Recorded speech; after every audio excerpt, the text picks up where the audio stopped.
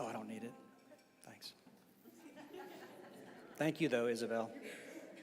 I would have needed it, but something happened this morning driving here from Beckwith, so we'll see where this goes. I've been with teenagers all weekend long, it happening. And if I don't stick around very long after the service, Rob knows that. It's not that I'm unhappy, it's just that I've got to get back to Beckwith for the rest of happening. And something happened that I want to talk about in relationship to this very long and wonderful story.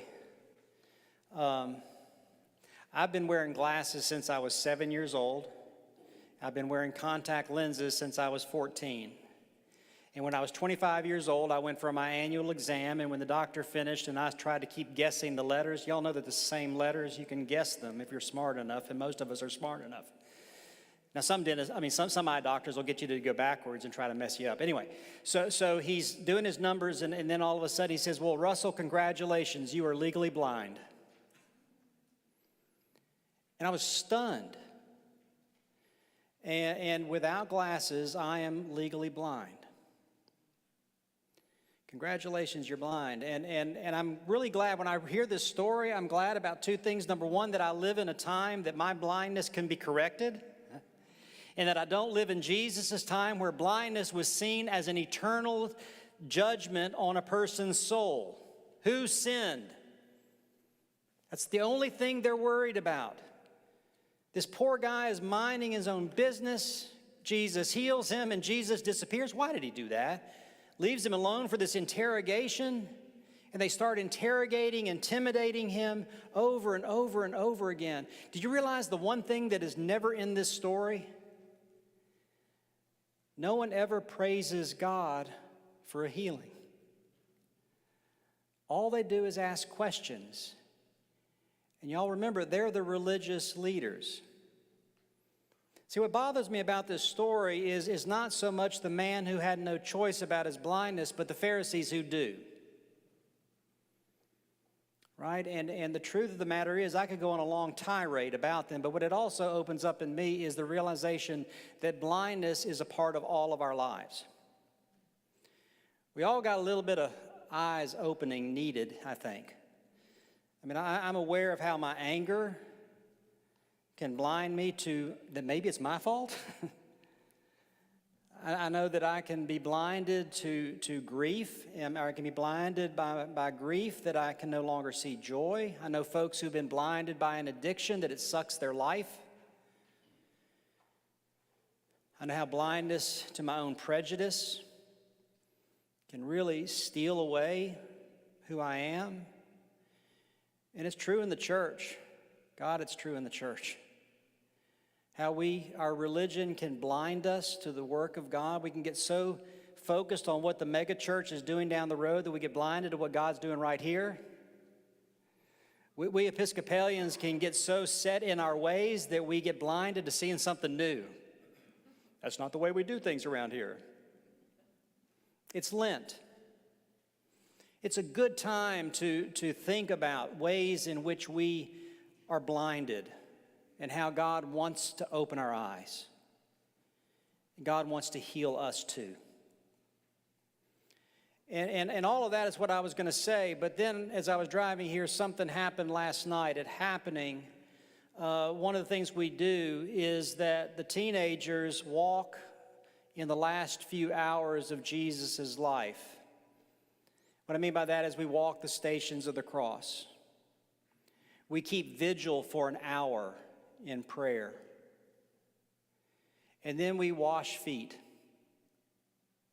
Teenagers wash each other's feet. And then we share the Eucharist. And all that's done by candlelight.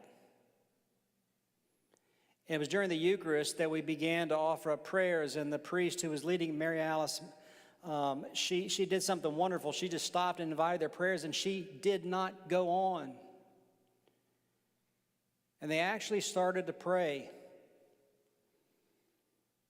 And they prayed, there was this one girl who prayed this: "Thank you for a place where I can tell the truth of who I am and not be judged." You can't come up with a better definition of church. And I think that you cannot come up with a better pointer to what we are most blind to. And that is the way that God sees us. Because there's a whole lot of religion that likes to try to get us to see ourselves in fear and guilt and shame and judgment and who's this and who's that. There are a lot of people in the Episcopal Church that have been victims of that.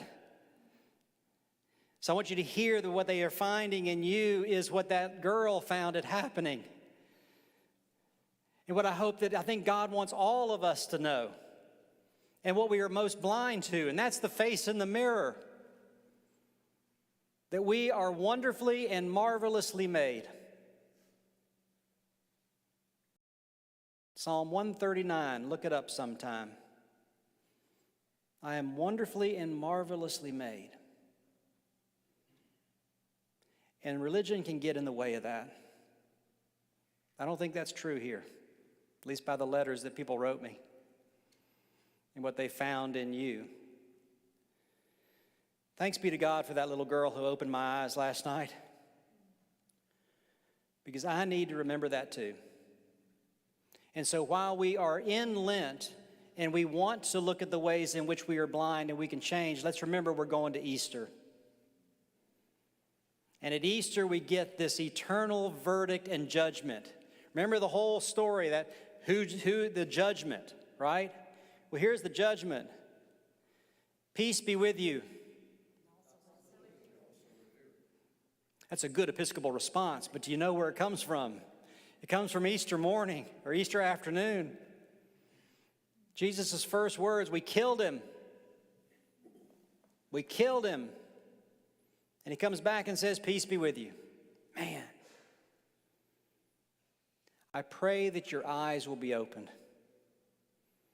I thank God that this is a place where others have had their eyes opened.